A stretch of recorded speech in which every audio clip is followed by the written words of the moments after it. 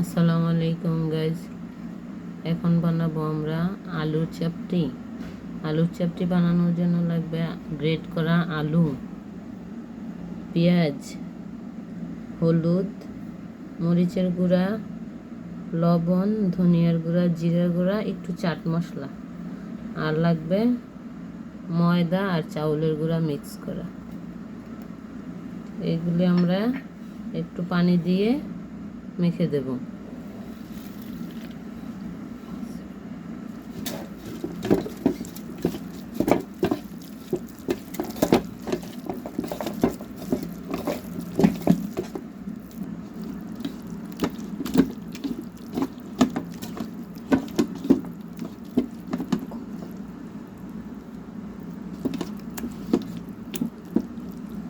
মেখে নেওয়ার পর ডোটা হবে এরকম থিকনেস। তারপর আমরা রেখে দেব 10 মিনিটের জন্য রেস্টে।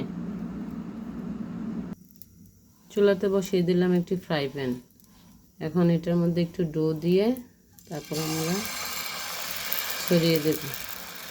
যতটুকু বড় চাই আমরা ততটুকু দেবো আর কি। আমি একটু ছোট ছোট করে দিচ্ছি। আপনারা চামচ দিয়েও দিতে পারেন, কিন্তু আমার হাত দিয়ে দিতে ভালো লাগে, সেজন্য আমি হাত দিয়ে দিচ্ছি। দিয়ে একটু ঢেকে দেব। ঢাকনাটা উঠিয়ে যখন দেখব চাপটিটি নিজে নিজে উঠে আসছে, তখন আমরা এটা উল্টিয়ে নেব। উল্টিয়ে নেওয়ার পর দেখবেন চাপটি রেডি। মচমচে আলুর চাপটি। একবার খেলে বারবার খেতে ইচ্ছে করবে।